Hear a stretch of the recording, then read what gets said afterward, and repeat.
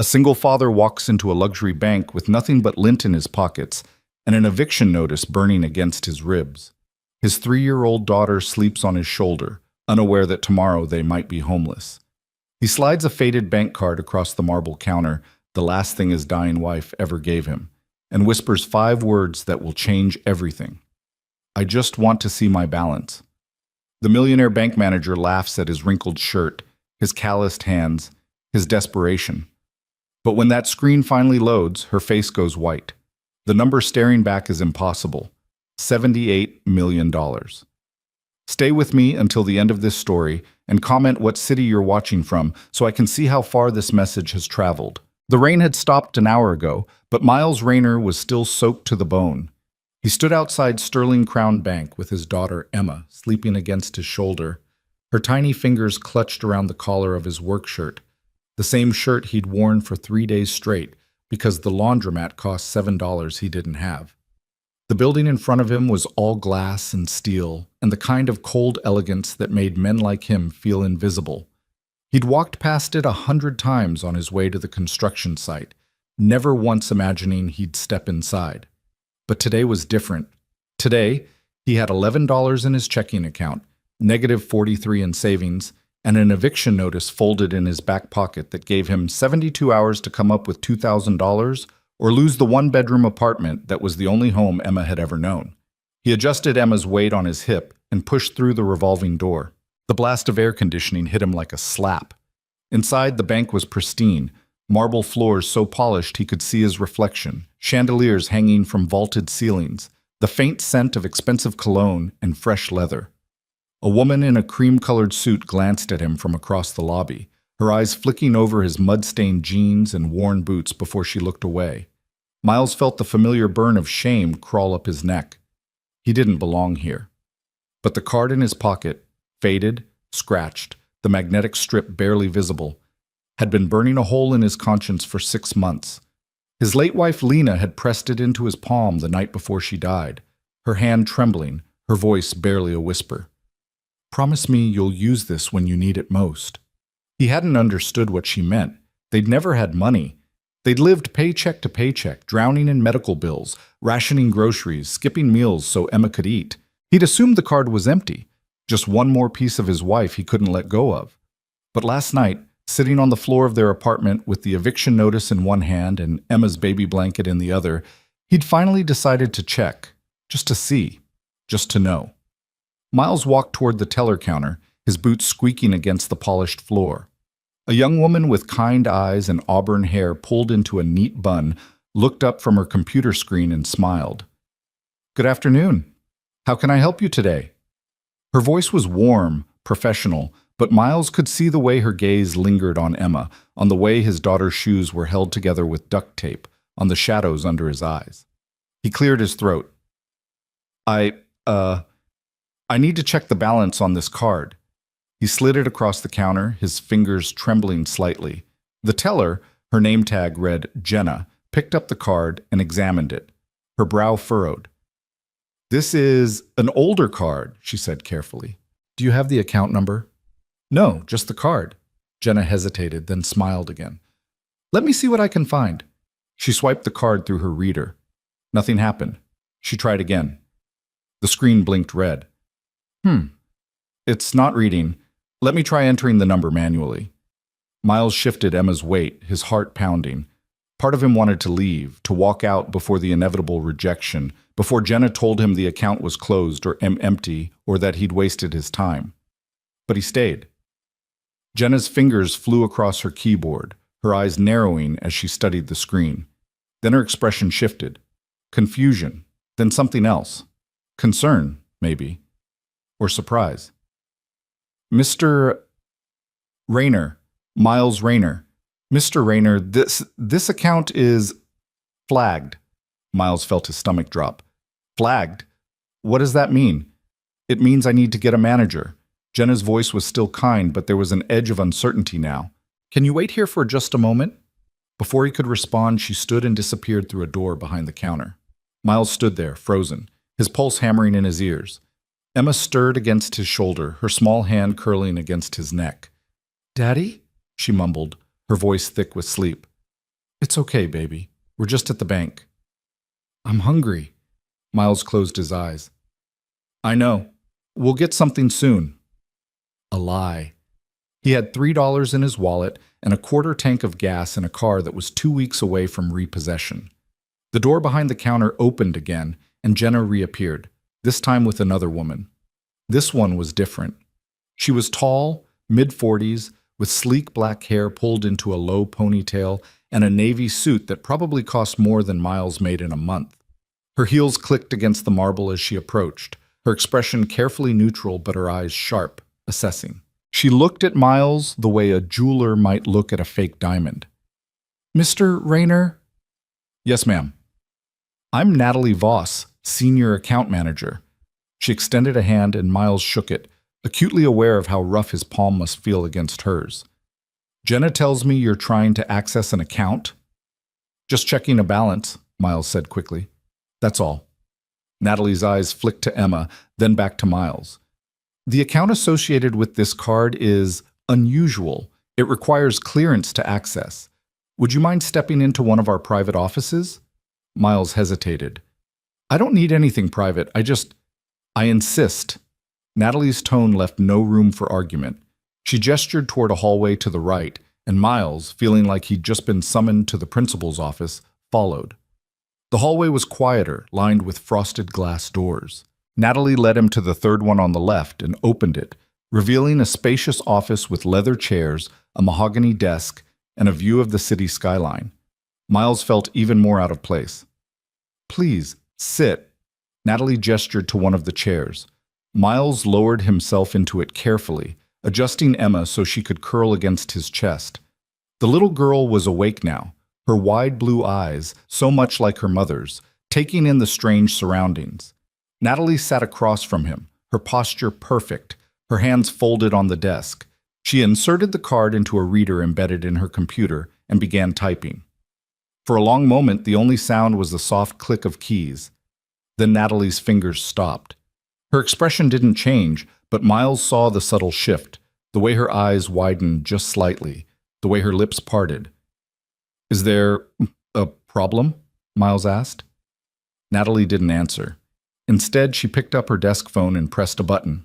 Harold, can you come to my office immediately? She hung up before waiting for a response. Miles's heart was racing now.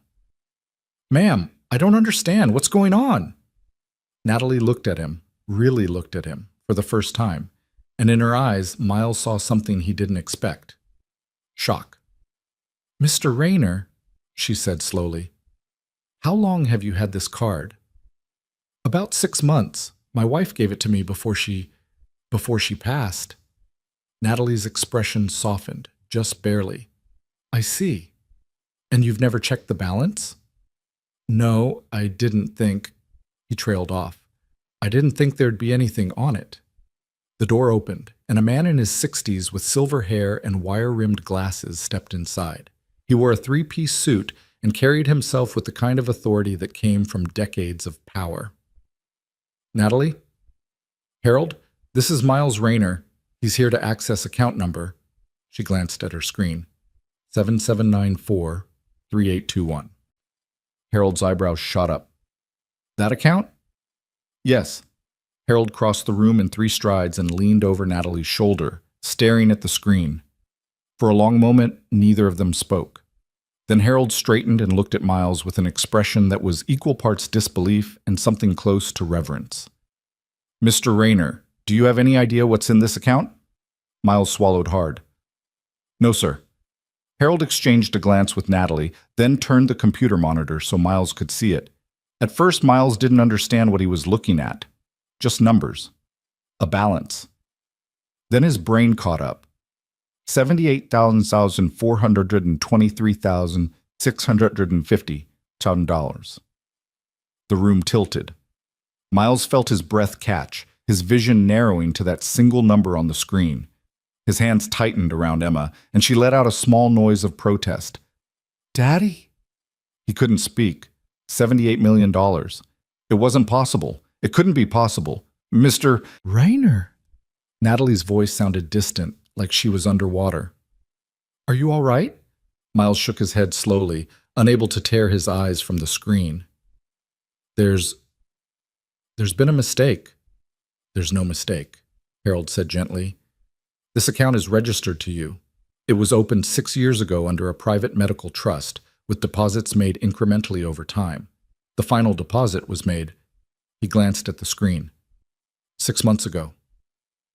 6 months. Right when Lena died. Miles felt something crack open inside his chest. His voice broke. I don't understand. Natalie and Harold exchanged another glance, and this time Natalie's expression softened completely. Mr. Rayner, she said quietly, I think there's something you need to know about your wife. The next 20 minutes passed in a blur. Harold left and returned with a thick file folder which he set on the desk between them. Inside were documents, medical records, legal contracts, letters written in Lena's handwriting. Miles couldn't process most of it. The words blurred together, his hands shaking as he turned page after page. But the story emerged slowly, like light breaking through fog. 7 years ago, when Emma was just a baby and Lena was still healthy, before the cancer, before the endless hospital visits, before everything fell apart, she'd received a call from a private medical foundation. A child was dying. A little boy, 8 years old, with acute lymphoblastic leukemia. He needed a bone marrow transplant, and Lena was a match.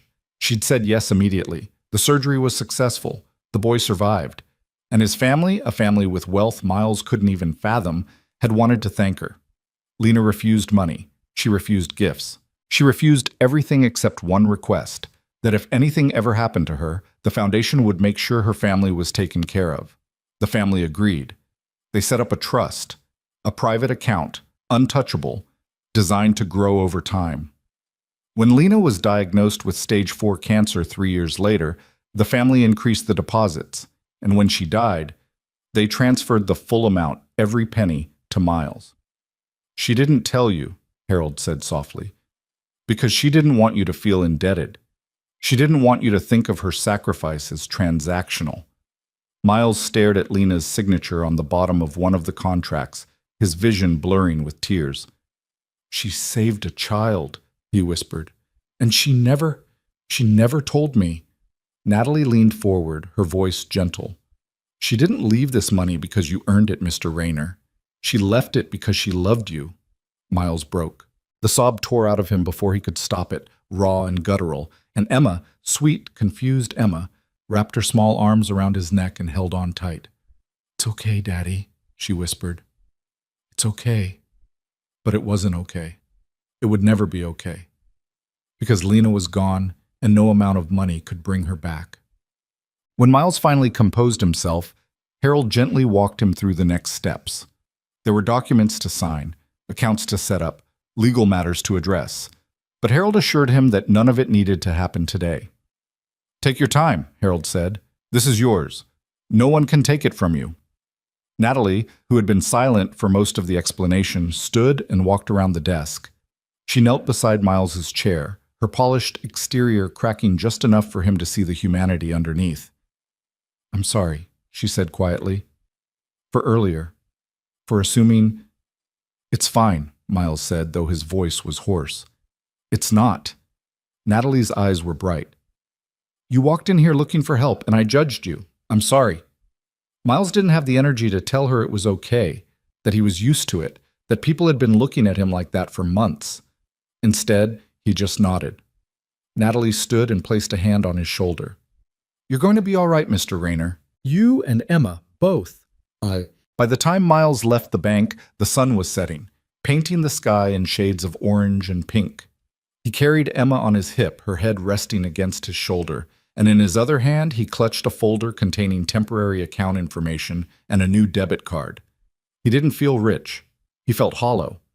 But as he stepped onto the sidewalk and looked up at the sky, he felt something else, too. For the first time in 6 months, the weight pressing down on his chest had lifted. Just a little. Just enough to breathe. He kissed the top of Emma's head and whispered, Thank you, Lena. I won't let you down. And for the first time in a long time, Miles Rayner believed it. Miles didn't go home right away. He couldn't. Not yet. The weight of what had just happened pressed against his chest like a physical thing, and he needed time to process it. Time to understand that his entire world had shifted in the span of 30 minutes. Instead, he found himself sitting on a bench 2 blocks from the bank, Emma perched on his lap, watching the evening traffic roll by. The folder from the bank sat beside him, its contents too surreal to fully comprehend. Inside was a temporary debit card, paperwork explaining trust accounts and investment portfolios, and a business card for Harold Mason with a handwritten note on the back. "Call me tomorrow. We'll make sure everything is set up properly." Miles stared at the card in his hand, not the faded one Lena had given him, but the new one, crisp and unbent, with his name embossed across the front. Miles J. Rayner. It looked like it belonged to someone else. Someone who hadn't spent the last 6 months choosing between electricity and groceries. Someone who hadn't stood in line at food banks with his daughter, pretending it was an adventure so she wouldn't see his shame. "Daddy, I'm really hungry now," Emma said, tugging on his sleeve. Her voice was small, patient in the way only children who've learned to wait can be. Miles looked down at her tangled blonde curls, at the grass stain on her pink shirt, at the gap where her front tooth was just starting to come in. She looked up at him with those wide blue eyes, so trusting, so certain that he would take care of her. And for the first time in months, he could. "You want McDonald's?" he asked. Emma's face lit up like he'd just offered her the moon. "Really? With fries?" "With fries, and a toy." She threw her arms around his neck, squealing, and Miles felt his throat tighten. Such a small thing, Happy Meals and chicken nuggets. But it had been so long since he could say yes without counting pennies, without calculating whether they could afford it. He stood, lifting Emma onto his shoulders, and walked toward the golden arches glowing 3 blocks away. Inside the McDonald's, the fluorescent lights were harsh and the floor was sticky, but Emma didn't care. She pressed her face against the glass display case, pointing at the toy options with the kind of serious deliberation usually reserved for major life decisions. "The purple unicorn or the race car?" she asked, looking up at Miles for guidance. "Whichever one you want, baby." "Both?" Miles felt something crack open in his chest, something that had been sealed shut for so long he'd forgotten it was there. He smiled, really smiled, for the first time in what felt like years. "Yeah, both." When their number was called, Miles carried the tray to a booth by the window. Emma attacked her nuggets with the enthusiasm of someone who'd been waiting all day, which Miles realized with a pang of guilt she had. He'd given her half a banana and some crackers for lunch because it was all they'd had. Miles unwrapped his own burger but couldn't eat. He just watched Emma, watched the way she hummed to herself between bites, the way she lined up her fries in order of size before eating them. Normal kid things. Things he'd been too stressed, too exhausted, too buried under the weight of survival to really notice. His phone buzzed in his pocket. Miles pulled it out, a cheap prepaid thing with a cracked screen, and saw a text from his landlord, Rick. "Tomorrow's the deadline. You got the money or not?" Miles stared at the message, his jaw tightening. Rick had been decent enough at first, giving him extensions when Lena died, understanding when Miles missed a month here and there. But patience had run out 3 months ago, and now the texts came daily, threatening, cold. Miles's fingers hovered over the keyboard. Part of him wanted to text back immediately, to tell Rick that yes, he had the money, that he could pay the full $2,000 plus the late fees and the money he owed for utilities and everything else. But something stopped him. Maybe it was the knowledge that this money, this impossible life-altering amount of money, wasn't really his, not in the way he understood ownership. It was Lena's, her sex sacrifice, her legacy.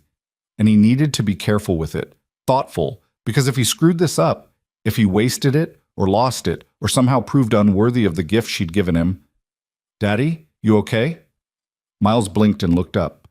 Emma was watching him with concern, a French fry forgotten in her hand. He forced a smile. "Yeah, baby, I'm okay." "You look sad." "Just thinking about Mommy." Emma nodded solemnly, as if this made perfect sense. She'd grown up hearing about Mommy, even though her memories of Lena were mostly fragments, a laugh, a smell, the feeling of being held. Miles talked about her every day, determined that Emma would know who her mother was, what she'd meant. how much she'd loved them both. "Mommy's watching us," Emma said matter-of-factly, returning to her fries. "From heaven." "Yeah," Miles whispered. "She is." He typed out a response to Rick. "I'll have it tomorrow." Then he turned off his phone before Rick could respond. They stayed at McDonald's until Emma had eaten every last fry and extracted both toys from their plastic packaging. By the time they left, the sky had gone fully dark, and the streetlights cast long shadows across the pavement. Miles carried Emma to the bus stop. His car had run out of gas that morning, and he hadn't had money to refill it. And they waited on the bench, Emma's head heavy against his shoulder. "Daddy?" "Yeah, baby?" "Are we still going to lose our house?" Miles's breath caught. He'd tried so hard to shield her from the worst of it, to keep his panic and fear locked behind closed doors. But kids notice things. They heard the late-night phone calls, the whispered arguments with landlords, the way their father's hand shook when he opened the mailbox. "No," Miles said firmly. "We're not losing our house."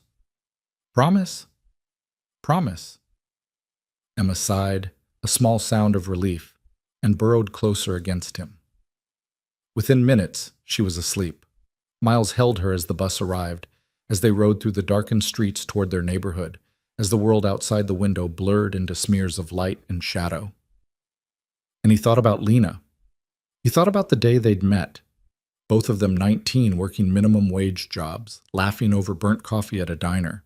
He thought about their wedding in the courthouse, just the two of them and a judge, because they couldn't afford anything else. He thought about the day Emma was born, the way Lena had looked at their daughter with so much love it had seemed impossible that one person could contain it all. And he thought about the hospital room at the end, the machines beeping, Lena's hand cold in his, her voice barely a whisper. "You're going to be okay, both of you. I can't do this without you." "Yes, you can. You're stronger than you think." She'd pressed the card into his palm then, her fingers trembling. "When you need it most," she'd said. "Promise me." He'd promised, and then she was gone. Miles closed his eyes against the sting of tears and held Emma tighter. The bus stopped 3 blocks from their apartment, and Miles walked the rest of the way with Emma in his arms. The building was old, the paint peeling, the stairs creaking under his weight. But it was theirs, or at least it had been. Inside, the apartment was dark and cold. Miles had turned off the heat 2 weeks ago to save money. He laid Emma on the couch, covering her with a blanket, and then stood in the middle of the living room, looking around. The space was small, a living room that bled into a kitchenette, one bedroom that Emma slept in, a bathroom with a leaky faucet Miles didn't have the tools to fix. The walls were bare except for a few photos of Lena, and the furniture was secondhand, mismatched, falling apart.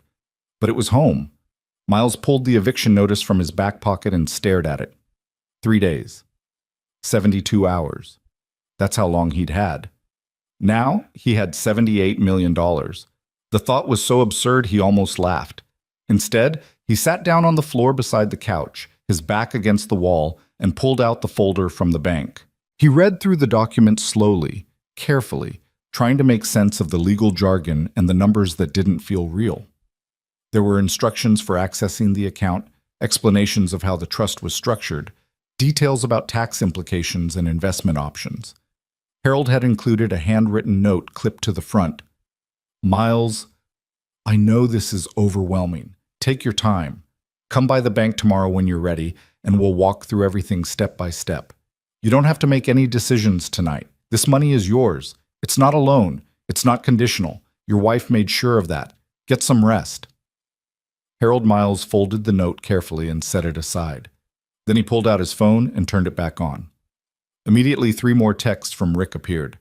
"You better not be screwing with me. I've got people lined up for that unit. Noon tomorrow. Final warning." Miles typed out a response, his jaw set. "I'll be there at 10 with cash." Rick's response came back almost immediately. "Cash? What, you win the lottery?" Miles didn't reply. He set the phone down and looked at Emma, her small body curled under the blanket, her breathing soft and steady. She looked peaceful, safe. And Miles made a decision.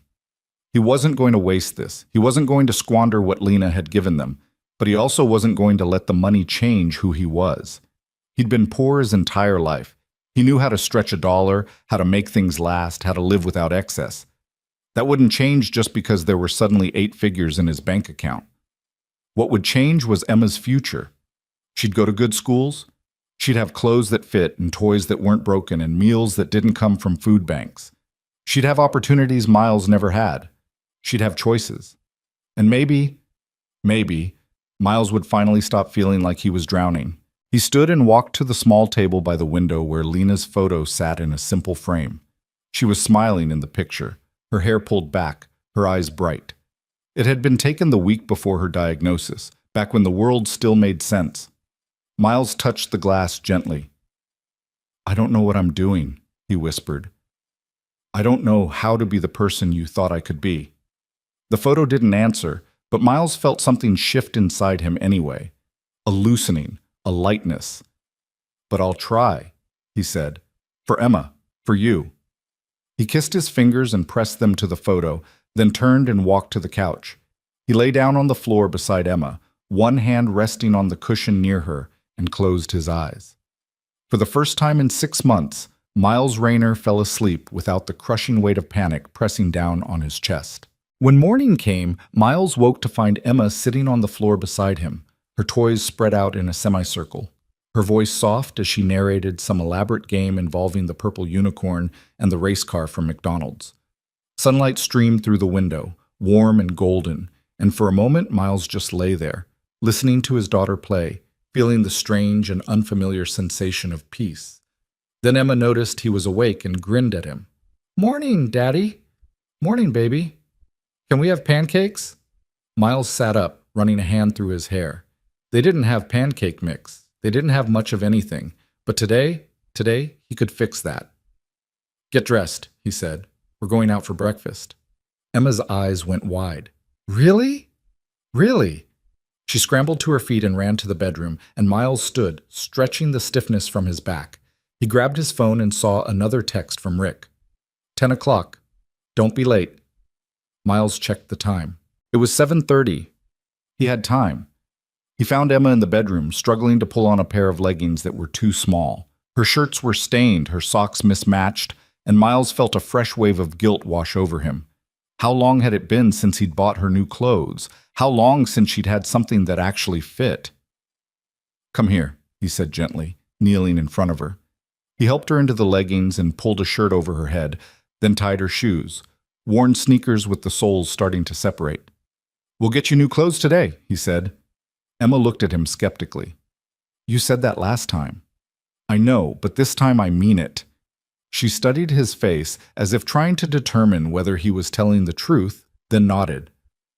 "Okay." They left the apartment hand in hand, walking down the creaking stairs and out into the bright morning. Miles didn't take the bus this time. Instead, he walked to the gas station 2 blocks away, filled up a gas can with $20 from his wallet, money he'd been saving for the electric bill, and carried it back to where his car was parked. The car was a 15-year-old Honda Civic with a dented bumper and a broken passenger side mirror. The check engine light had been on for 6 months, and the air conditioning didn't work. But it ran, and that was enough. Miles poured the gas into the tank, tossed the can in the trunk, and buckled Emma into the back seat. "Where are we going?" she asked as he pulled out of the parking lot. "Breakfast first, then we've got some errands to run." "What kind of errands?" Miles glanced at her in the rearview mirror and smiled. "Good ones." They ended up at a small diner on the edge of town, the kind of place with vinyl booths and laminated menus and a waitress who called everyone "hon." Miles ordered pancakes for Emma and coffee for himself, even though his stomach was too twisted with nerves to eat. Emma devoured her pancakes, getting syrup all over her face and hands, and Miles watched her with a mixture of love and heartbreak. This was what normal was supposed to look like. A kid eating breakfast without worry, without hunger, without the shadow of eviction hanging over her head. He'd forgotten what normal felt like. When the check came, Miles paid with cash, leaving a generous tip, and they left the diner just after 9. "Now what?" Emma asked as they got back in the car. "Now we go see Rick." "Who's Rick?" "The landlord." Emma's face fell. "Are we in trouble?" "No, baby, we're not in trouble." Miles drove to the property management office downtown, a squat building with bars on the windows and a flickering neon sign that read Rayner Properties in faded red letters. Rick's office was on the second floor, accessed by a narrow staircase that smelled like cigarettes and mildew. Rick was sitting behind a desk covered in paperwork when Miles walked in, Emma's hand clutched in his. Rick was a heavy-set man in his 50s with thinning hair and a perpetual scowl. He looked up when they entered, his expression souring. "You're early." "Figured I'd get it over with," Miles said evenly. Rick leaned back in his chair, eyeing Miles with suspicion. "You got the money?" "All of it." Rick's eyebrows shot up. "Cash?" Miles reached into his pocket and pulled out a thick envelope. Inside was $2,000 in crisp bills, withdrawn from an ATM that morning using the new debit card. He'd felt like a criminal standing there, punching in his PIN, watching the machine count out $100 bills like it was nothing. He placed the envelope on Rick's desk. Rick picked it up, opened it, and flipped through the bills slowly, counting under his breath. When he finished, he looked up at Miles with something between surprise and annoyance. "Where the hell did you get this kind of cash?" "Does it matter?" Rick's eyes narrowed. "You didn't do anything illegal, did you? Because if you did—" "It's clean," Miles said firmly. "Family money." It wasn't technically a lie. Rick grunted, clearly unsatisfied but unable to argue. He pulled out a receipt book and scribbled something down, then tore off a copy and handed it to Miles. "Rent's paid through the end of the month. You're caught up on utilities, too. But you're still on thin ice, Rayner. One more late payment and—" "There won't be any more late payments," Miles interrupted. Rick stared at him, as if trying to determine whether he was bluffing. Then he shrugged. "We'll see." Miles took the receipt, folded it carefully, and turned to leave. But as he reached the door, he paused and looked back. "Actually, Rick, I've been thinking. What would it take to buy the building?" Rick blinked. "What?" "The apartment building. What would it take to buy it?" Rick let out a short, sharp laugh. "You're kidding, right?" "I'm not." Rick's laughter died. He leaned forward, his expression shifting from amusement to something closer to curiosity. "That building's worth $300,000, easy. You got that kind of money lying around?" Miles didn't answer, but the look on his face must have said enough because Rick's eyes widened. "You're serious?" "I am." Rick sat back, rubbing his jaw. "I'd have to talk to the owner. It's not my call. But if you're serious, hell, I'll make some calls." Miles nodded. "Let me know." He left the office with Emma, his heart pounding. He hadn't planned to say that. It had just come out. A sudden impulse driven by the memory of every condescending look, every threatening text, every moment of powerlessness he'd felt over the past 6 months. But now that he'd said it, the idea took root. Why not buy the building? Why not own the place that had almost taken everything from him? Emma tugged on his hand as they descended the stairs. "Daddy, what did you mean? Are we buying a building?" Miles looked down at her and smiled. "Maybe. We'll see." "That sounds big." "It is big, baby. Real big." They spent the rest of the morning at Target, and Miles let Emma pick out new clothes, shirts and leggings and dresses and shoes that actually fit. He bought groceries, filling the cart with things they'd gone without for months. Fresh fruit, real milk, meat that wasn't frozen or processed. He bought cleaning supplies and light bulbs and a new blanket for Emma's bed. At the checkout, the total came to $437, and when Miles swiped the debit card without hesitation, the cashier smiled and wished them a good day. Emma fell asleep in the back seat on the drive home, surrounded by shopping bags, her new purple unicorn clutched in her arms. Miles carried her upstairs, bags dangling from both arms, and laid her on the couch. Then he unpacked everything, filling the refrigerator and cabinets, folding the new clothes and putting them in Emma's dresser. When he was finished, he stood in the middle of the apartment and looked around. It was still small, still old, still imperfect, but it didn't feel hopeless anymore. His phone buzzed. A text from Harold Mason. "Hope you got some rest. Come by the bank this afternoon if you can. There's more we need to discuss." Miles stared at the message, then typed back, "I'll be there at 2. He looked at Emma, still sleeping peacefully on the couch, and felt something settle inside him. This was real. This was happening, and somehow, impossibly, they were going to be okay. Miles arranged for their neighbor Mrs. Chen to watch Emma that afternoon. The elderly woman had helped him out a few times before, never asking for payment, even though Miles knew she could use it. This time, he pressed $200 into her weathered hand before she could protest. "Mr. Miles, this is too much," she said, trying to push the money back. "It's not enough," Miles replied quietly, "for everything you've done. Please." Mrs. Chen's eyes filled with tears, and she pulled him into a tight embrace that smelled like jasmine and old books. "You are a good man," she whispered. "Your wife, she knew." Miles's throat tightened, but he managed a nod before kissing Emma goodbye and heading back out to his car. The drive to Sterling Crown Bank felt different in daylight. The building still gleamed with that cold elegance, but Miles didn't feel quite so small approaching it this time. He parked in the visitor lot, checked his reflection in the rearview mirror, still wearing the same work shirt, still looking tired, but somehow standing a little straighter, and walked through the glass doors. Jenna spotted him immediately from behind the counter and smiled. "Mr. Rayner, Mr. Mason is expecting you. I'll let him know you're here." She picked up the phone, spoke briefly, then gestured toward the same hallway he'd walked down yesterday. "Third door on the right. He's ready for you." Miles found the office easily. The door was open, and Harold Mason sat at his desk reviewing documents, his silver hair catching the afternoon light. He looked up when Miles knocked, and his entire demeanor shifted, professional veneer melting into something warmer. "Miles, come in, please. Close the door." Miles did as instructed and took the same leather chair he'd occupied the day before.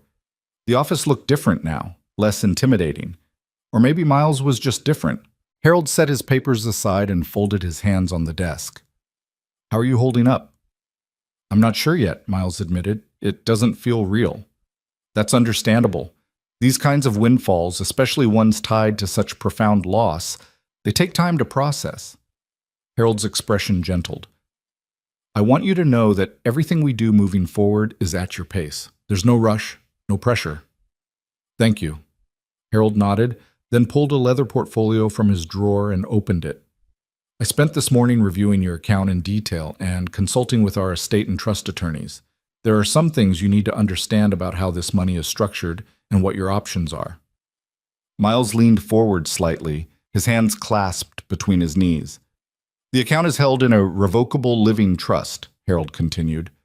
"Your wife was the grantor, and you're the primary beneficiary. What that means in practical terms is that the money is yours, completely, legally, irrevocably yours. No one can contest it, no one can claim it, and there are no conditions attached to how you use it." "None?" "None. Your wife made that explicitly clear in the trust documents." Harold pulled out a letter, and Miles recognized Lena's handwriting immediately. His heart clenched. "She left this for you. The foundation gave it to me to hold until you access the account." Harold slid the letter across the desk, and Miles stared at it, his hands trembling as he picked it up. The paper was thick, expensive, the kind Lena would never have bought for herself. His name was written across the front in her careful script. "Would you like privacy?" Harold asked gently. Miles shook his head. "I need to know what it says, but I don't think I can read it right now." Harold nodded in understanding. "I can summarize what's relevant to our discussion today, and you can read the personal parts when you're ready." "Please." Harold put on his reading glasses and opened the letter carefully. She starts by explaining the donation, the bone marrow transplant that saved the Westbrook child. Westbrook? The name meant nothing to Miles. Jonathan and Patricia Westbrook. He's a venture capitalist. She's a philanthropist. Their son Marcus was 8 when he was diagnosed with leukemia. Your wife's donation saved his life. Harold looked up. The Westbrooks wanted to compensate her immediately, but she refused everything except one request, that they take care of her family if anything happened to her. Miles felt his chest tighten. Harold continued reading.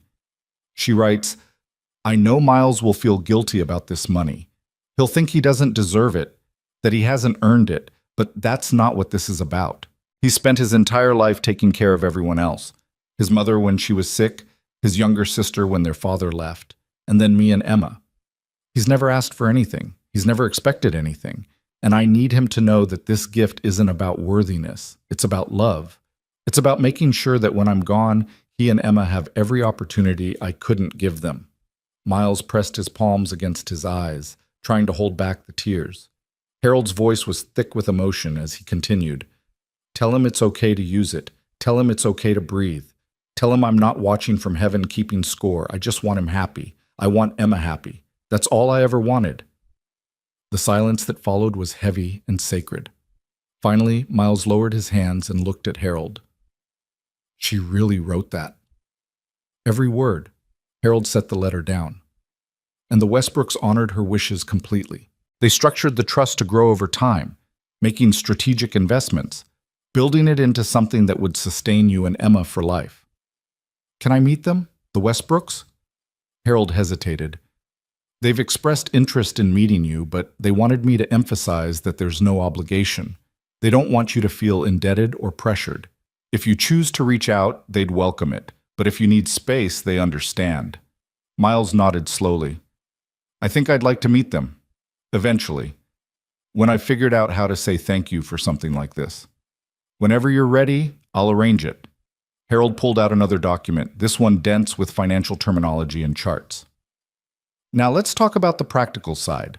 $78 million is a significant amount of money, but it's not infinite. With smart management, though, it can provide for you and Emma indefinitely. For the next hour, Harold walked Miles through the basics. They discussed investment strategies, the importance of diversification, the tax implications of large withdrawals. Harold explained that the trust was already invested in a mix of stocks, bonds, and real estate, generating roughly $3 million per year in returns. That's more than enough to live on comfortably without ever touching the principal, Harold said. But I want to be clear. This is your money. If you want to buy a house, start a business, donate to charity, or do anything else, that's your choice. I'm here to advise, not to dictate. Miles absorbed the information slowly, his mind struggling to grasp numbers that had once seemed impossibly abstract. $3 million a year in returns alone. He'd never made more than $35,000 in his best year. I want to set up something for Emma, Miles said. A college fund. Something she can't touch until she's 18. That's just for her education. Smart thinking. We can establish a 529 plan that will grow tax-free until she needs it. And I want to keep most of the rest invested. I don't need much to live on. Harold smiled. That's admirable, but don't shortchange yourself, Miles. You've been surviving. Now you get to live. I don't know how to do that. You'll learn. Harold leaned back in his chair. Start small. What's something you've wanted but couldn't afford? Miles thought about it. A reliable car. One that doesn't break down every other week. Then buy a reliable car. Nothing extravagant, just something dependable that won't leave you stranded. That feels like too much. Miles. Harold's voice was firm but kind. You've been living in crisis mode for months, maybe years. Your brain has been wired to see every expense as a potential catastrophe. But that's not your reality anymore. A safe, reliable vehicle isn't extravagant. It's practical. It's taking care of yourself so you can take care of Emma.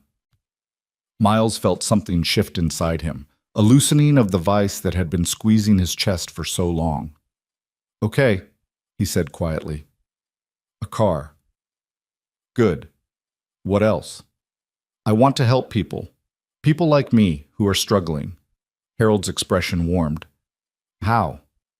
I don't know yet, but I've stood in food bank lines. I've chosen between heat and medicine. I've known what it's like to feel invisible, like the world doesn't see you or care if you disappear. I want to do something about that. Harold was quiet for a moment, studying Miles with an expression that might have been respect. Your wife was right about you. What do you mean? In her letter, she said you were the kindest man she'd ever known. That even when you had nothing, you'd give away your last dollar if someone else needed it more. Harold smiled. I think philanthropy is in your future, Miles. But for now, let's focus on stabilizing your immediate situation. Once you have your feet under you, we can talk about how to make a broader impact. They spent another 30 minutes going over paperwork, signature pages, beneficiary forms, authorization documents. Miles's hand cramped from signing his name so many times, but Harold was patient, explaining each form before Miles put pen to paper. Finally, Harold pulled out a checkbook and a secondary debit card. I'm issuing you a checking account linked to the trust. I'm putting $50,000 in it to start. That should be more than enough for immediate expenses. The debit card has a daily limit of $5,000, which we can adjust if needed. $50,000. In a checking account, for immediate expenses. Miles felt dizzy. If you need more, just call me, Harold continued, but I'd advise against making any major purchases or decisions for at least a month. Give yourself time to adjust, to think, to process. This money isn't going anywhere. Thank you, Miles managed. For everything. It's my job, but it's also my pleasure. Harold stood and extended his hand. You're going to be okay, Miles. You and Emma, both. Miles shook his hand, gripping it firmly, trying to convey gratitude that words couldn't capture. As he turned to leave, Harold called after him. Miles, one more thing. Miles paused in the doorway. Your wife's letter, the full version. It's yours to keep. Take it home. Read it when you're ready. But know that she was very clear about one thing. She didn't want you to spend your life mourning her. She wanted you to live.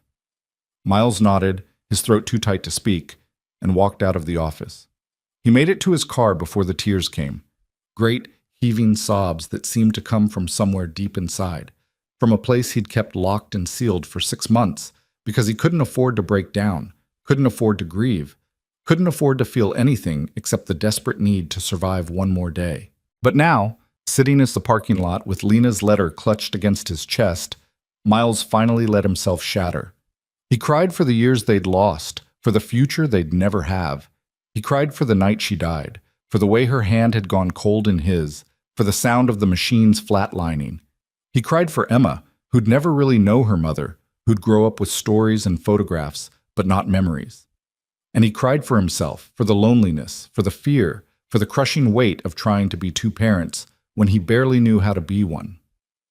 When the tears finally subsided, Miles sat in the silence, feeling emptied out and somehow lighter. He pulled Lena's letter from his pocket and unfolded it with shaking hands. The first part was what Harold had summarized, the explanation of the donation, the arrangement with the Westbrooks, her wishes for the money. But the last page was different, personal, raw. My dearest Miles, it began, if you're reading this, I'm gone, and I'm so sorry. I'm sorry for leaving you. I'm sorry for putting you through this. I'm sorry that our time was cut short, but I'm not sorry for loving you. I'm not sorry for Emma. I'm not sorry for the life we built together, even though it was too brief. I know you, Miles. I know you're blaming yourself right now, thinking you should have done more, been more, saved me somehow. But you gave me everything. You gave me safety when I felt lost. You gave me laughter when life was hard. You gave me a daughter more beautiful than I ever dreamed possible. And now, even though I can't be there, I'm giving you something back, freedom. Freedom from worry, from struggle, from the constant fear that kept us both awake at night. I don't want you to be afraid anymore. Use this money, build a life, give Emma everything we couldn't afford, travel if you want to, go back to school, start that woodworking business you always talked about, do whatever brings you joy. But most importantly, don't close yourself off. I know it hurts right now. I know you think you'll never love again, never laugh again, never feel whole again. But you will. And when you do, don't feel guilty. Don't think you're betraying me, because all I ever wanted was for you to be happy. Love Emma enough for both of us. Teach her to be brave, to be kind, to stand up for people who can't stand up for themselves. Tell her about me, but don't make me into a saint. I was just a person who loved her family. And forgive yourself. For whatever you think you did wrong, for whatever you think you should have done differently, forgive yourself. You were perfect, Miles. You are perfect. I love you. I will always love you. Now go live. All my heart, Lena. Miles read it 3 times, committing every word to memory. Then he carefully folded it, placed it in the glove compartment, and started the car. By the time he picked Emma up from Mrs. Chen's apartment, the sun was setting, painting the sky in shades of orange and purple. Emma ran to him the moment he walked through the door, wrapping her arms around his legs. "Daddy, Mrs. Chen taught me how to make dumplings." "She did?" "Well, I mostly watched, but I helped fold one. It looked like a little pillow." Mrs. Chen appeared from the kitchen, wiping her hands on an apron. "She is very good helper. You have smart daughter." "I know. Miles said, picking Emma up. Thank you again, Mrs. Chen. Any time, Mr. Miles, any time. On the drive home, Emma chattered about her afternoon, the dumplings, the stories Mrs. Chen told about growing up in China, the cat that lived in the apartment next door. Miles listened, really listened, not distracted by worry or fear or the constant mental calculation of bills and balances. Daddy? Yeah, baby? You seem different today. Miles glanced at her in the rearview mirror. Different how? Happy different. Like you're not scared anymore. Out of the mouths of babes, Miles thought. She'd noticed. Of course she'd noticed. Kids always did. I'm not scared anymore, he said honestly. Or at least, not as scared. Why not? How could he explain it in a way she'd understand? How could he tell her that her mother had saved them from beyond the grave, that they were going to be okay, that the future wasn't the dark and terrifying thing it had been yesterday? Because Mommy left us a gift, he said finally. A really big gift. And it means we don't have to worry about losing our home or not having enough food anymore. Emma was quiet for a moment, processing. Is it magic? Miles smiled. Kind of, yeah. I knew Mommy was magic. When they got home, Miles made dinner, real dinner. Not ramen or canned soup, but chicken and vegetables and rice.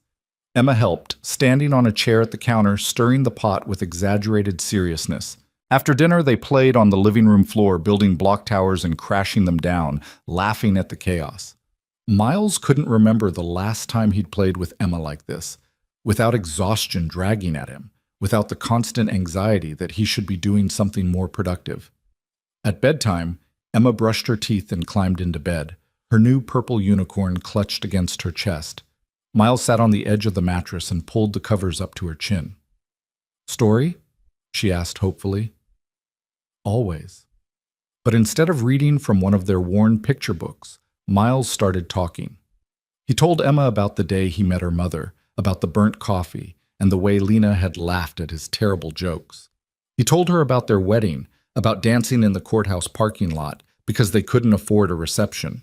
He told her about the day she was born, about how tiny she'd been, how perfect, how Lena had cried with joy. Emma listened with wide eyes, soaking up every detail like she was starving for it. Mommy loved me? She asked when Miles finished. More than anything in the world. And she loved you? Yes, baby, very much. Emma smiled, satisfied, and closed her eyes. I love you, Daddy. I love you too, Emma, so much. He stayed there until her breathing evened out, until he was sure she was asleep, then stood and walked quietly to the living room. Miles pulled out his phone and stared at it for a long moment. Then he opened his contacts and scrolled to a name he hadn't called in 3 years. His sister, Rachel. They'd had a falling out after Lena died. Stupid sibling stuff compounded by grief and stress. And Miles had been too proud, too angry, too buried in survival to reach out. But Lena's letter echoed in his mind. Don't close yourself off. He hit call before he could change his mind. Rachel answered on the third ring. Miles? Hey, Rach. There was a pause, and Miles could hear voices in the background, music playing. Is everything okay? Is Emma... Emma's fine. We're both fine. He took a breath. I wanted to call to say I'm sorry for shutting you out. Another pause, longer this time. When Rachel spoke again, her voice was thick with emotion. I'm sorry too. I should have tried harder. I should have been there. You tried. I pushed you away. Yeah, well, you were grieving. I should have understood that. They talked for an hour, catching up, apologizing, laughing over old memories. Rachel told him about her job, her apartment, her boyfriend who wanted to propose but was too nervous. Miles told her about Emma's new obsession with unicorns, about the eviction notice that had almost destroyed them, about the impossible miracle that had saved them.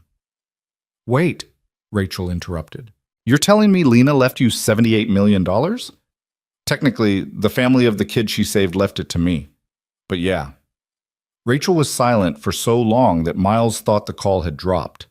Then she whispered, That's the most Lena thing I've ever heard. Saving someone's life and not telling a soul. Yeah, Miles agreed, his voice rough. What are you going to do with it? I don't know yet. Make sure Emma's taken care of. Help people, maybe. Figure out how to live instead of just survive. That sounds like a good plan. You should come visit. Meet Emma properly. She barely remembers you. I'd like that, Rachel said. I'd really like that. When they finally hung up, Miles felt another piece of himself click back into place. The isolation he'd wrapped around himself like armor was starting to crack, and for the first time in months, he didn't feel alone. He walked to the window and looked out at the city lights stretching into the distance. Somewhere out there, the Westbrooks were living their lives, their son healthy and whole because of Lena. Somewhere out there, other families were struggling the way Miles had struggled, choosing between impossible options, drowning in systems that didn't care. Miles thought about what Harold had said, about philanthropy being in his future. Maybe it was. Maybe he could take this impossible gift and turn it into something that mattered, something that would make Lena proud. But tonight, he was just a father who'd survived another day, a father who could finally breathe. He picked up Lena's photo from the table and held it close. "I'm going to be okay," he whispered. "We're going to be okay. I promise." And for the first time since she died, Miles actually believed it. The next morning brought a clarity Miles hadn't felt in years. He woke before Emma, made coffee in their tiny kitchen, and sat at the table with a notebook he'd found in a drawer. The pages were blank, waiting, and for once Miles didn't feel paralyzed by the emptiness. He started making lists, not the desperate kind he'd made before, scratching out bills he couldn't pay and needs he couldn't meet, but different lists, hopeful ones. Things Emma needs. Things we need for the apartment.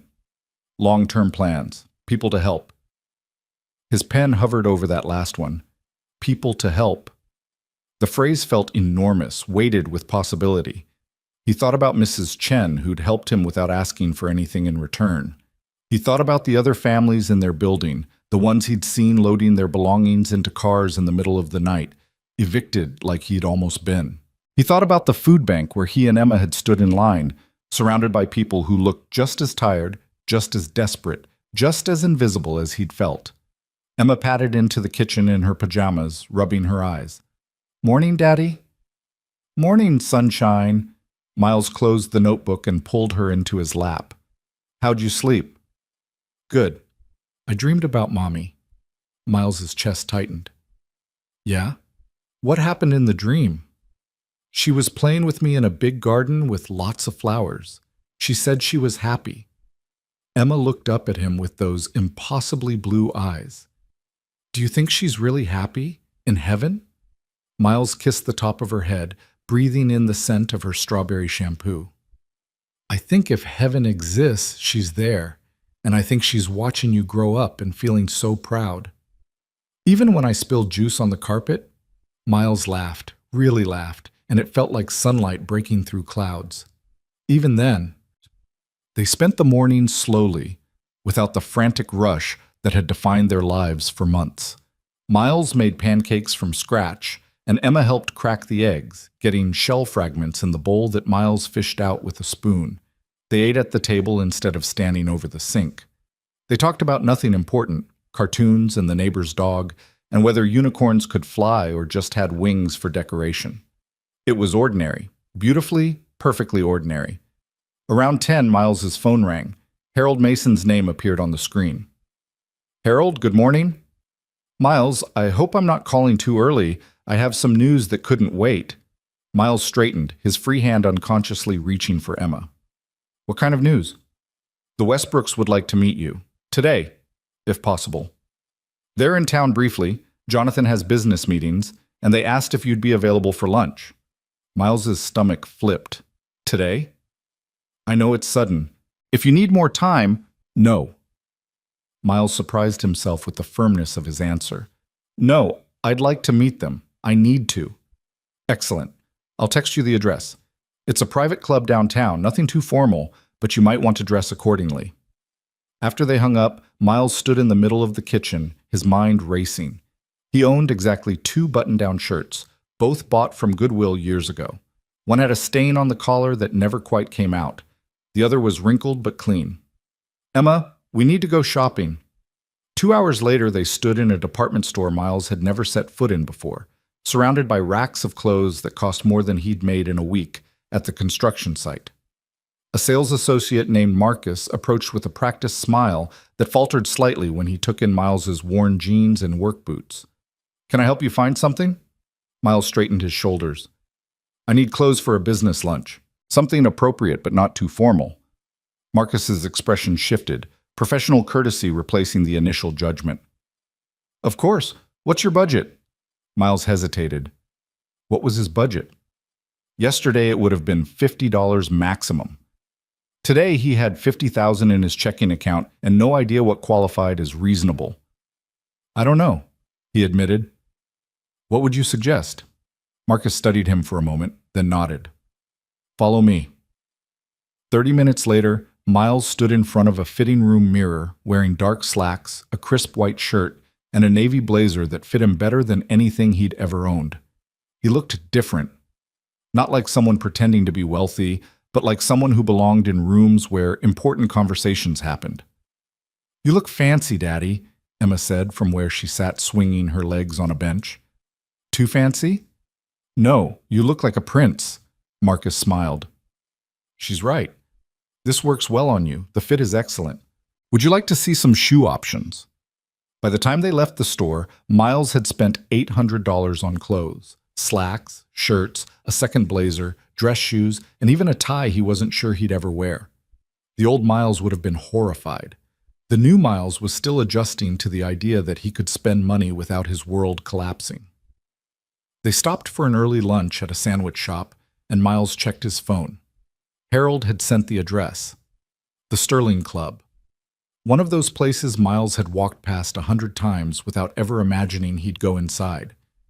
His hands shook slightly as he typed out a response confirming he'd be there at 1. "Are you nervous?" Emma asked, watching him with that uncanny perception children have. "A little." "Why?" "Because I'm going to meet the people your mom saved, and I don't know what to say to them." Emma thought about this, taking a bite of her sandwich. "You could say thank you." "That doesn't feel like enough." "Then say thank you a lot." Miles smiled despite his nerves. "You're pretty smart, you know that?" "Mommy always said so." At 12:30, Miles dropped Emma back at Mrs. Chen's apartment with another apology for the imposition and another handful of bills that Mrs. Chen tried to refuse. Then he drove to the Sterling Club, his new clothes feeling strange against his skin, his heart hammering against his ribs. The building was understated elegance, red brick, brass fixtures, a doorman in a burgundy uniform who opened the door with a polite nod. Inside, the lobby was all dark wood and leather, oil paintings on the walls, the hushed quiet of money and influence. A hostess greeted him. "Good afternoon. Do you have a reservation?" "I'm meeting the Westbrooks, Jonathan and Patricia Westbrook." Her expression shifted to something more deferential. "Of course, Mr. Rayner. They're expecting you. Right this way." She led him through a dining room where well-dressed men and women spoke in low voices over white tablecloths and crystal glasses. Miles felt eyes follow him, and he wasn't sure if it was curiosity or suspicion, maybe both. They stopped at a private room toward the back, and the hostess knocked softly before opening the door. "Mr. Rayner." Miles stepped inside and his breath caught. The couple sitting at the table looked like they belonged on the cover of a magazine. Jonathan Westbrook, tall and distinguished with silver-threaded hair and an expensive suit, Patricia elegant in a cream-colored dress, pearls at her throat. But it was the boy sitting between them who stopped Miles in his tracks. He was 15 now, gangly in the way teenage boys are, with dark hair and eyes that seemed too old for his face. He wore a school uniform, blazer, tie, the works, and he was staring at Miles with an expression Miles couldn't quite read. "Miles?" Jonathan stood immediately, extending his hand. "Thank you for coming on such short notice." Miles shook his hand, feeling the firm grip, the calluses that spoke of someone who'd worked with his hands despite his wealth. "Thank you for inviting me."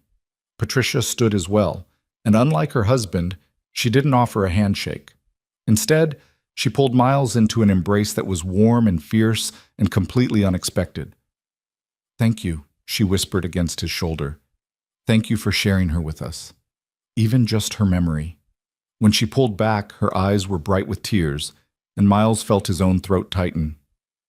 "This is Marcus," Jonathan said, placing a hand on his son's shoulder. The boy stood awkwardly, clearly uncomfortable but trying to hide it. He extended his hand and Miles shook it gently.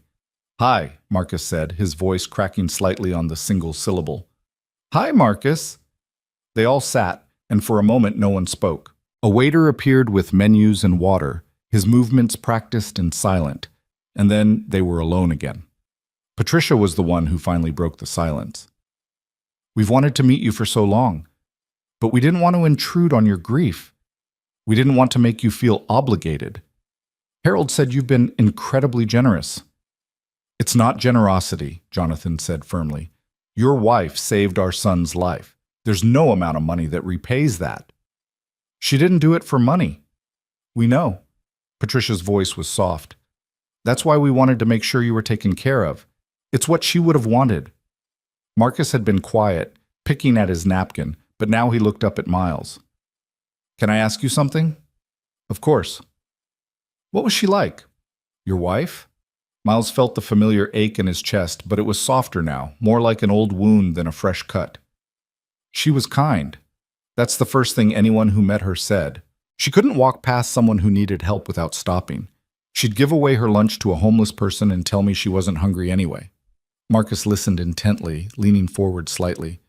"She was funny, too, terrible at telling jokes, like truly awful, but she'd laugh at herself so hard that you couldn't help laughing with her. And she was stubborn. When she decided something was right, there was no talking her out of it." "Like donating bone marrow," Patricia said quietly. "Exactly like that. When she got the call that she was a match, I asked her if she was sure, if she'd thought it through. She looked at me like I was crazy, said there was a kid dying and she could help, so what was there to think about?" Jonathan's jaw tightened with emotion. "We told her we'd pay for everything, medical expenses, time off work, anything she needed. She refused it all, said we should donate to cancer research instead." "That sounds like her." Marcus spoke again, his voice quieter now. "I was 8 when I got sick. I don't remember a lot of it. They had me on so many drugs. But I remember being scared all the time. Scared I was going to die. Scared my parents were going to have to watch me die." Patricia reached over and squeezed her son's hand. "The day they told me they'd found a donor, I remember thinking it was a miracle. Like someone I'd never met decided my life was worth saving." Marcus's eyes met Miles's. "I think about that all the time, about how I get to be here, going to school and playing soccer and arguing with my parents about stupid stuff because she said yes when she didn't have to." Miles's vision blurred. "She would be so happy to know you're okay." "Did she ever talk about me? About the donation?" Miles shook his head. "Not once. I didn't even know about it until yesterday." Marcus looked stunned. "She never told you?" "She kept a lot of things to herself, things she probably should have shared. But that was Lena. She didn't do it for recognition or gratitude. She just did it because it was right." They ordered food, though Miles barely tasted what was placed in front of him. The conversation flowed more easily now, the initial awkwardness giving way to something warmer. Patricia asked about Emma, and Miles found himself pulling out his phone to show pictures. Emma at the park. Emma covered in paint from an art project. Emma asleep with her new unicorn. "She looks like her mother," Patricia said, studying the photos with a soft smile. "Everyone says that. Same eyes, same smile. Sometimes it's hard to look at her because I see Lena so clearly. But you're doing it alone. I don't have much choice." Jonathan leaned forward, his expression serious. "Miles, I want you to understand something. The money we put in that trust, it's not charity. It's not us trying to ease our guilt or buy absolution. It's us trying to honor a woman who gave us back our son when we'd almost lost hope. I understand that, and I'm grateful. More grateful than I can express." "But?" Miles hesitated. "But I don't know what to do with it. I've spent my whole life scraping by. I know how to survive on nothing. I don't know how to live with everything." Patricia exchanged a glance with her husband, and something passed between them, a silent communication that came from years of partnership. She turned back to Miles. "May I tell you something?" "Please." "When Marcus first got sick, we threw money at the problem. The best doctors, the best hospitals, experimental treatments that cost hundreds of thousands of dollars, and none of it worked. We were losing him anyway, and all that money meant nothing. Her voice cracked, and Jonathan reached for her hand. Then your wife saved him with a simple donation. No fancy technology, no expensive procedure, just her willingness to help a stranger. And it made me realize that wealth without purpose is just numbers on a screen. What matters is what you do with it, how you use it to make the world less cruel. I want to do that, Miles said. I want to help people. I just don't know how. You'll figure it out, Jonathan said. And when you do, we'd like to help. We've established foundations before. Medical research, scholarship programs, things like that. If you want to do something similar, we can guide you through the process. Why would you do that? Because your wife gave us a gift we can never repay. Helping you honor her memory is the closest we can come. Marcus, who'd been quiet for several minutes, spoke up again. Mr. Rayner, can I show you something? Of course. The boy pulled out his phone and opened the Photos app. He scrolled through dozens of pictures, soccer games, school events, family vacations, and stopped on one that made Miles's chest tighten. It was Marcus in a hospital bed, thin and pale, tubes running from his arms, but smiling at the camera. Someone had written on his arm in marker, "Day of Transplant." "Thank you, donor." "I keep this on my phone," Marcus said quietly, "to remind myself that someone I never met cared enough to save me. And I promised myself that when I grew up, I'd spend my life doing the same thing, helping people I don't know, just because it's right." Miles couldn't speak. He just nodded, blinking back tears. Patricia reached across the table and took his hand. Lena's gift didn't just save Marcus. It shaped who he's becoming. That's her legacy, Miles. And now it's yours and Emma's too. They talked for another hour, the conversation drifting from heavy topics to lighter ones. Marcus told stories about his school, about the soccer team he captained, about the college applications he was starting to think about. Jonathan shared business advice without being condescending, treating Miles like an equal rather than a project. Patricia asked thoughtful questions about Emma's interests, already planning ways to send books and toys that might spark her imagination. By the time Miles left the Sterling Club, the sun had shifted low in the sky, casting long shadows across the city. He sat in his car for a long moment, hands on the steering wheel, trying to process everything that had happened. His phone buzzed. A text from Patricia. "Thank you for today. It meant more than you know. Please keep in touch. You're part of our family now, whether you like it or not." Miles smiled despite the tears running down his face. He typed back, "Thank you for honoring her, for remembering her, for giving me a chance to breathe." Her response came immediately. "She gave us everything. This is the least we can do." Miles drove back to Mrs. Chen's apartment in a daze. When he knocked on the door, Emma came running, launching herself into his arms. "How was it?" Mrs. Chen asked, reading something in his expression. "It was good, really good." That night, after Emma was asleep, Miles sat at the kitchen table with his notebook again. This time, he didn't hesitate over the blank pages. He started writing, plans, ideas, dreams that had seemed impossible yesterday but felt achingly real tonight. He would set up Emma's college fund first thing in the morning.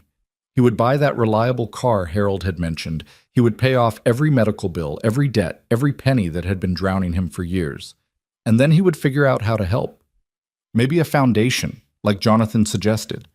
Maybe something simpler, paying rent for families facing eviction, covering groceries for people choosing between food and medicine, creating scholarships for kids like Emma, who deserved opportunities their parents couldn't afford. He didn't have all the answers yet, but for the first time, he had the resources to find them. Miles looked at Lena's photo on the table, her smile frozen in time, her eyes holding all the love and hope and stubborn determination that had defined her. "I'm going to make you proud," he whispered. "I'm going to take this gift and turn it into something that matters, something that would make you smile." The photo didn't answer, but Miles felt something settle inside him anyway, a sense of purpose, a direction. He'd spent 6 months drowning. He'd spent yesterday learning to breathe. Now it was time to learn how to swim. Miles closed the notebook and stood, exhaustion finally catching up with him. But it was a different kind of tired than before. Not the bone-deep weariness of defeat, but the satisfied fatigue of a day well spent. He checked on Emma one last time, adjusting her blanket and kissing her forehead. She stirred slightly, murmuring something about unicorns in her sleep, and Miles's heart swelled with a fierce, protective love. "We're gonna be okay, baby," he whispered. "Better than okay." In the living room, he picked up his phone and opened his messages. He scrolled through the contacts until he found Rachel's name and typed, "What are you doing next weekend?" "Emma and I want to come visit." Her response came within seconds. "Really?" "Oh my God, yes! I'll take Friday off work. We can go to the zoo, the children's museum, whatever Emma wants." Miles smiled. She'd love that. So would I. "Miles? Yeah? I'm really glad you called yesterday. I missed you." "I missed you too, Rach." He set the phone down and walked to the window, looking out at the city lights. Somewhere out there, the Westbrooks were probably tucking Marcus into bed, grateful for another day with their son. Somewhere out there, families were struggling the way Miles had struggled, wondering how they'd make it through tomorrow. Miles pressed his palm against the cool glass and made a silent promise, to Lena, to Emma, to himself. He wouldn't waste this gift. He wouldn't squander the second chance she'd given him. He'd build something good from the ashes of his grief, something that would ripple outward and touch lives he'd never know. The way Lena's single act of kindness had saved not just Marcus but Miles himself. The road ahead was still uncertain. There would be challenges, decisions, moments of doubt. But for the first time in longer than he could remember, Miles wasn't afraid of what came next. He was ready. The following morning, Miles woke to sunlight streaming through the apartment windows and the sound of Emma singing to herself in the bedroom. For a moment he lay still, letting the warmth of the light wash over him, marveling at how different everything felt. The weight that had pressed against his chest for 6 months, the constant dread, the suffocating anxiety, had lifted, replaced by something he'd almost forgotten existed: hope. He found Emma in her room, already dressed in one of her new outfits, attempting to braid her own hair with more enthusiasm than skill. "Need help, sunshine?" She turned to him with a lopsided smile, half her hair sticking up at odd angles. "I wanted to look pretty for our big day." "Our big day?" "You said we're doing important things today, so I wanted to look important."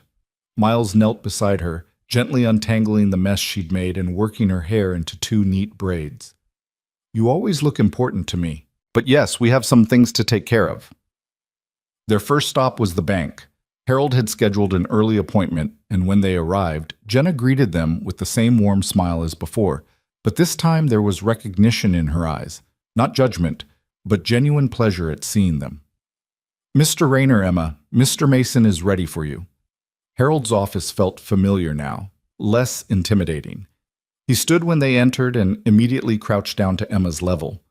"You must be Emma. Your dad has told me so much about you." Emma, typically shy around strangers, studied him seriously.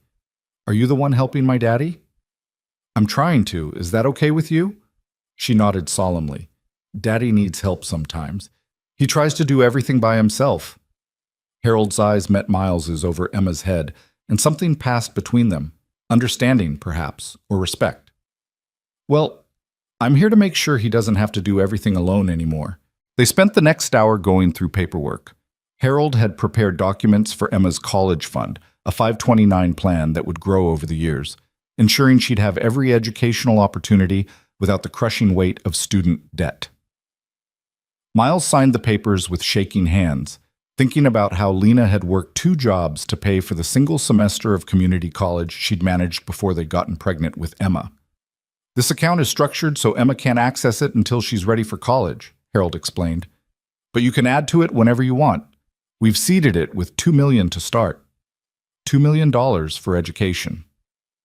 Miles had to sit with that number for a moment, letting it sink in.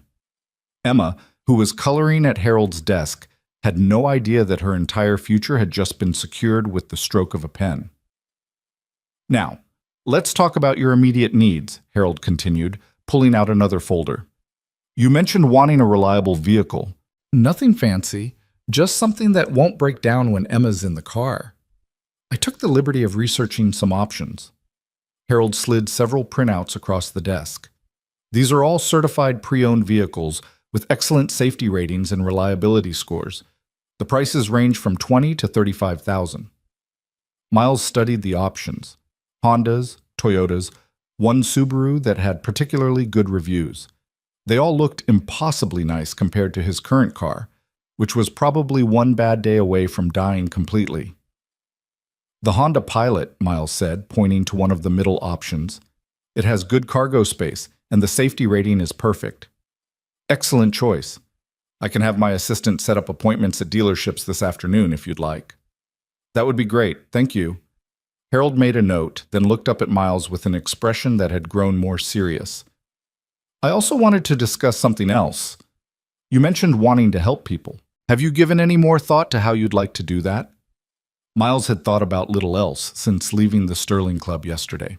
He'd lain awake last night, Lena's words echoing in his mind, Marcus's gratitude burning in his chest, his own memories of standing in food bank lines replaying like a film he couldn't turn off. I want to start a foundation, Miles said, something focused on preventing homelessness, helping families before they reach the breaking point. Harold nodded slowly. That's ambitious and important. What would that look like specifically? Emergency assistance for rent and utilities, help with medical bills that are about to bury someone, maybe a fund for people who need car repairs to get to work, or childcare so they don't lose their jobs. The things that seem small to people with money but are catastrophic when you don't have any. Emma looked up from her coloring. Like when our lights got turned off? Miles felt his throat tighten. Yeah, baby. Like that. Harold was quiet for a moment, his expression thoughtful. Then he pulled out a legal pad and began taking notes. This is doable. The Westbrooks mentioned they'd be willing to consult, which would be invaluable. They've established several successful foundations. We'd need to set up a board, create guidelines for assistance, establish application processes. How long would that take? To do it properly. A few months, maybe longer. But Miles, there's nothing stopping you from helping people right now, today, while we work on the formal structure. You have the resources. You just need to decide how to deploy them. Miles sat back in his chair, the weight of possibilities settling over him. I could start small, pay some overdue rent for families in my building, cover electric bills for people who are about to lose power. Exactly. Start with what you know, with the community around you. The formal foundation can come later. They talked through the logistics, how to approach it without making people feel like charity cases, how to verify need without being invasive, how to handle the inevitable requests that would come once word got out. Harold suggested working with local churches and community organizations who already had relationships with struggling families, who could identify genuine need and maintain discretion. By the time they left the bank 2 hours later, Miles had a plan. Not a complete one, not a perfect one, but a starting point. And that was enough. The car dealership was overwhelming in its own way. Rows of shining vehicles, salespeople with bright smiles and firm handshakes, the smell of new leather and possibility. A man named Tony greeted them, and Miles could see the familiar assessment in his eyes, the subtle recalibration when he noticed Miles's new clothes but old watch, the way Emma clutched a worn stuffed animal. Looking for something specific today? Honda Pilot. Certified pre-owned, good safety rating, reliable. Tony's demeanor shifted slightly, not dismissive exactly, but preparing for a customer who'd probably just browse and leave. Let me show you what we have. They walked through the lot, Emma skipping ahead, pointing at colors she liked. Tony showed them 3 options, explaining features and mileage and maintenance records with practiced efficiency. Miles test drove the newest one, a silver Pilot with leather seats and a backup camera, and all the features he'd never thought he'd own. It drove smooth, quiet, safe. Emma sat in the back, running her hands over the clean upholstery, her eyes wide. It smells good, Daddy. It does, doesn't it? Back in the showroom, Tony pulled up the numbers. This one's listed at $32,000. With taxes and fees, you're looking at about $35,000 out the door. I'll take it. Tony blinked. Don't you want to negotiate? Look at financing options? I'm paying cash. The word hung in the air between them, and Miles watched Tony's expression cycle through surprise, skepticism, and finally a kind of eager professionalism. Cash. Okay, let me get the paperwork started. An hour later, Miles drove out of the dealership in a car that was his, fully paid, no monthly payments hanging over his head like a sword. Emma was in the back seat, properly secured in a brand new car seat the dealership had installed, chattering about all the places they could drive now. "Can we go to the beach? It's December, baby. It'll be cold." "But we could see it, right? I've never seen the ocean." Miles caught her eye in the rearview mirror, saw the hopeful expression on her face, and felt something crack open in his chest. How many times had he told her someday about things like this? How many small dreams had he deferred because of gas money and time and the constant grinding need to just survive? "Yeah," he said, his voice rough with emotion. "Yeah, we can go see the ocean, maybe this weekend." Emma's squeal of delight was so pure, so unrestrained, that Miles had to blink back tears. They stopped at the grocery store on the way home, and Miles let Emma pick out whatever she wanted. Fruits that weren't on sale, the good brand of mac and cheese, cookies and juice boxes, and all the things he'd been saying no to for months. The cart filled up, and for once Miles didn't calculate the total in his head, didn't put things back, didn't feel the familiar dread at the register. The total came to $247, and Miles swiped his card without flinching. "Somebody had a good shopping day," the cashier said, smiling at Emma, who was clutching a box of animal crackers like treasure. "We're celebrating," Emma announced. "We have a new car and we're going to see the ocean, and Daddy's not scared anymore." The cashier's smile softened, and she looked at Miles with something like understanding. "Sounds like good times ahead." "Yeah," Miles said. "I think they are." Back at the apartment, Miles and Emma unloaded the groceries together, filling the cabinets and refrigerator until they actually looked full for the first time in memory. Emma organized the snacks in her special drawer, humming to herself, and Miles stood in the kitchen doorway just watching her, memorizing this moment. His phone buzzed. A text from Rick, the landlord. "Got someone interested in buying the building. Making an offer this week. Thought you'd want to know since you mentioned it." Miles stared at the message, his mind working. He'd thrown out the idea of buying the building half in anger, half in defiance. But now, thinking about it seriously, it made sense. He knew every family in the building, knew their struggles. If he owned it, he could keep rents reasonable, could work with people when they fell behind instead of immediately threatening eviction.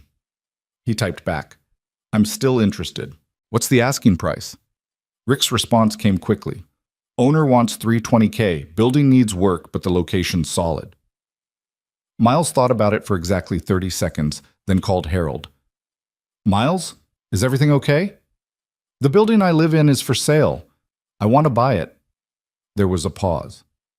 "Your apartment building?" "Yes. I know everyone here. I know what they need, and I can make sure families don't get thrown out when they hit a rough patch." Harold was quiet for a moment, and Miles could almost hear him thinking. That's not a typical investment property approach. "I don't care about typical." "No, I suppose you don't." Harold's voice warmed. "Send me the details. I'll have someone inspect it, make sure there aren't any serious structural issues. If it checks out, we can make an offer." "Thank you." "Miles, this is good. What you're doing, starting small, helping your own community first, this is exactly right." After they hung up, Miles walked to the window and looked out at the building across the street, at the laundromat on the corner where he'd spent countless hours, at the bodega where the owner had let him run a tab when things got really bad. This was his neighborhood, his community. These were his people. If he was going to make a difference, this was the place to start. That evening, after Emma was asleep, Miles sat down with his notebook again. He made a list of every family in the building. Everyone he knew was struggling. The Johnsons in 2B, where the dad had lost his job 3 months ago. Mrs. Martinez in 3A, a widow trying to raise her grandson on Social Security. The young couple in 1C with a newborn and medical bills they couldn't pay. Then he made another list, the monthly expenses that would crush him a week ago but meant nothing now. Rent, utilities, car insurance, medical copays. By the time he finished, he had a plan. The next morning, Miles knocked on Mrs. Chen's door. She answered in her bathrobe, clearly surprised by the early visit. "Mr. Miles, is everything okay?" "Everything's fine.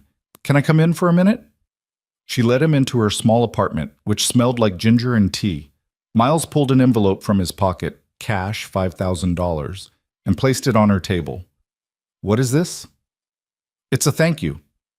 For all the times you've helped me with Emma, for the food you've shared, for being kind when I had nothing to give back.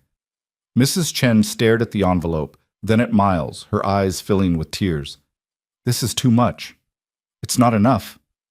But it's a start. Miles covered her weathered hand with his. I know your son sends money, but I know it's not always enough. I know you've been skipping your heart medication sometimes because you can't afford it. I know you need a new water heater and you've been making do with cold showers. How did you know it? Because I've been there. I've been where you are right now, choosing between medicine and food, between fixing things and paying rent.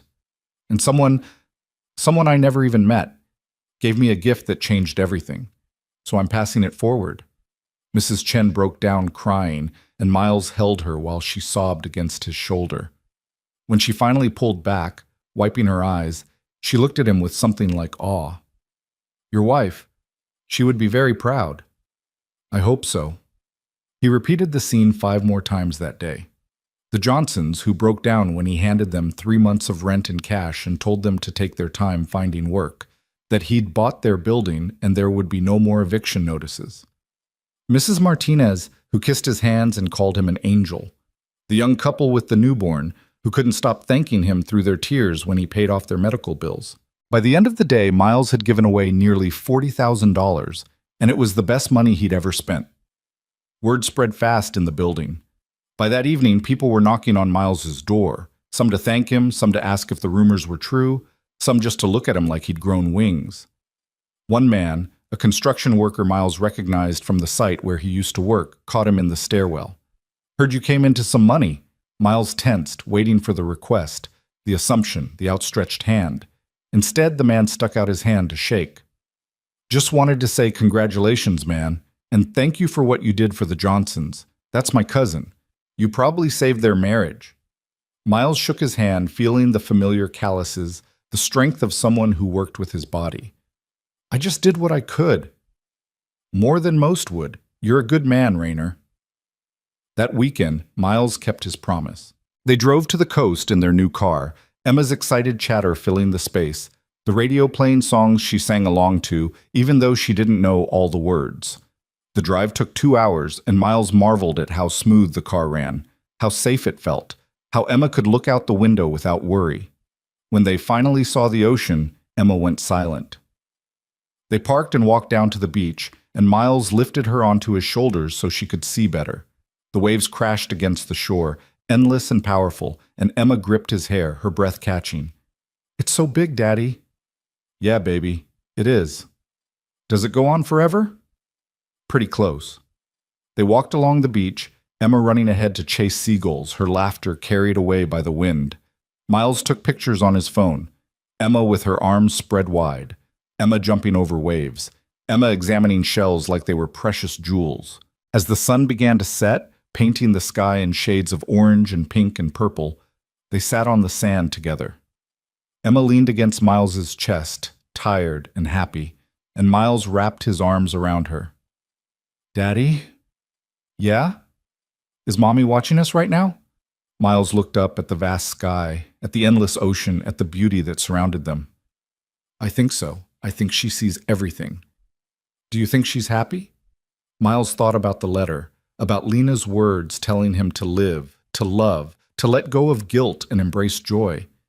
He thought about the gift she'd left them, about the lives they'd already touched, about the future that stretched out before them like the ocean, vast and full of possibility. Yeah, Emma. I think she's very happy. They stayed until the stars came out, until Emma was fighting sleep, her head heavy against Miles's shoulder. On the drive home, she fell asleep in the back seat, and Miles drove through the darkness with a peace he hadn't felt in years. When they got home, he carried Emma upstairs, tucked her into bed still in her sandy clothes, and kissed her forehead. Then he walked to the living room, picked up Lena's photo, and sat with it in the quiet. I'm doing it, he whispered. I'm living. I'm helping people. I'm giving Emma everything we dreamed about. The photo didn't answer, but Miles didn't need it to. He could feel Lena's presence in the choices he was making, in the kindness he was showing, in the way he was raising their daughter to see abundance not as something to hoard, but something to share. Over the following weeks, things continued to change. The building purchase went through, and Miles became a landlord who actually cared about his tenants. He fixed the broken elevator, replaced the ancient water heaters, hired a maintenance crew to address years of deferred repairs. Rent stayed the same, and when people fell behind, Miles worked with them instead of threatening them. He set up a meeting with Jonathan and Patricia Westbrook, and together they began laying the groundwork for the foundation. They called it Lena's Legacy, and its mission was simple: prevent families from falling through the cracks. Emergency assistance, no strings attached, based on need rather than worthiness. Marcus, the boy Lena had saved, became an unexpected part of their lives. He visited twice, spending time with Emma, telling her stories about the donor who'd saved him, making sure she knew what her mother had done. The two families grew close, bound together by grief and gratitude, and the determination to honor a woman who'd asked for nothing but given everything. Rachel visited as promised, and then visited again. And soon she was a regular presence in their lives, taking Emma for weekends, helping Miles navigate his new reality, rebuilding the relationship they'd lost when grief had driven them apart. Miles went back to school, enrolling in business classes so he could better manage the foundation and the building. It was hard, studying after Emma went to bed, balancing everything. But it was the good kind of hard, the kind that built something rather than just surviving. 3 months after that first day at the bank, Miles stood in front of a small crowd at a community center. They'd organized an event to announce the foundation, to explain how people could apply for assistance, to let the neighborhood know that help was available. Harold was there, and the Westbrooks, and half the residents from Miles's building. Emma sat in the front row next to Mrs. Chen, swinging her legs and beaming with pride. Miles approached the microphone, his hands shaking slightly, and looked out at the faces watching him. 6 months ago, I was standing in line at a food bank with my daughter, trying to figure out how we were going to eat that week. I was 2 days away from being evicted. I was broken, exhausted, and certain that we were going to end up on the streets. He paused, steadying himself. Then I found out about a gift my late wife had left us. A gift that came from the most Lena thing she ever did, saving a stranger's life without asking for anything in return. That gift changed everything. It gave us security. It gave us hope. It gave us the chance to breathe. Miles saw Emma watching him, her small face serious and attentive. But the thing about gifts like that is they're not meant to be hoarded. My wife didn't save someone's life so I could sit on a pile of money. She did it because she believed in helping people, in making the world a little less cruel, in choosing kindness, even when it cost her something.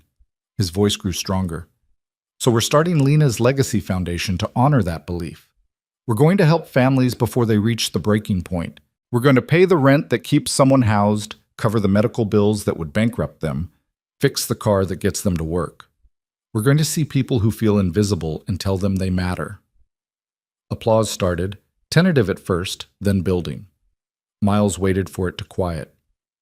If you're struggling, if you're scared, if you're choosing between impossible options, reach out. We're here, and we're not going anywhere. After the event, people lined up to shake his hand, to thank him, to share their own stories of struggle and need. Miles listened to every single one, making mental notes, promising to help, meaning every word.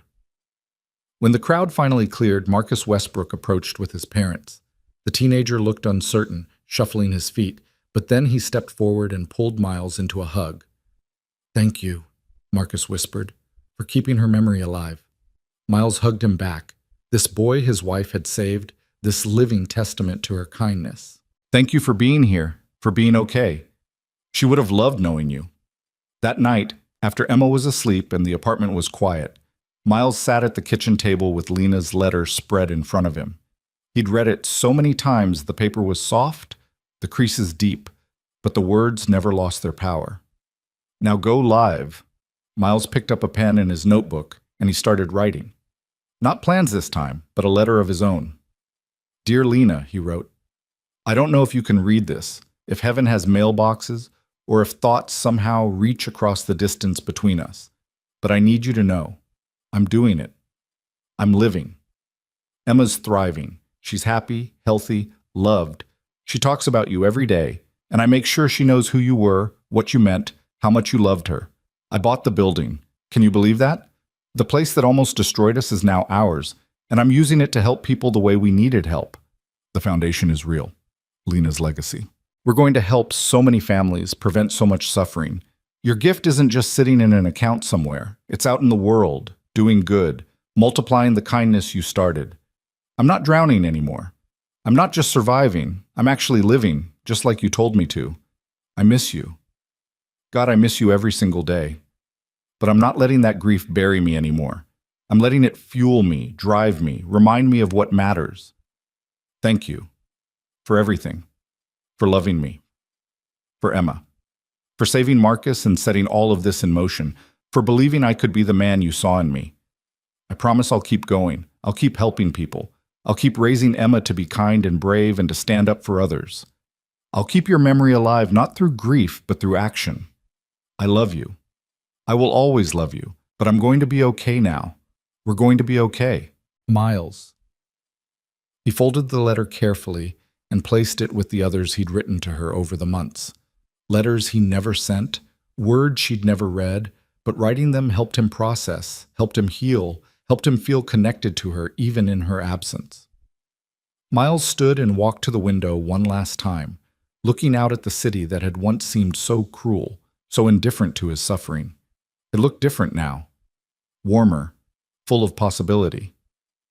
He pressed his palm against the glass, feeling the cool surface, and smiled. Tomorrow, they'd help another family. Tomorrow, Emma would go to her first swimming lesson at the community center, something she'd been begging for that they finally could afford. Tomorrow, life would continue, full and rich and purposeful. But tonight, Miles Rayner allowed himself to simply be grateful. Grateful for the gift. Grateful for the second chance. Grateful for the woman who'd loved him enough to ensure that even in death, she was still taking care of them. He picked up Lena's photo one last time, traced her smile with his finger, and whispered the words that had become his mantra, his promise, his truth. I won't let you down. And he knew, with a certainty that settled deep in his bones, that he wouldn't.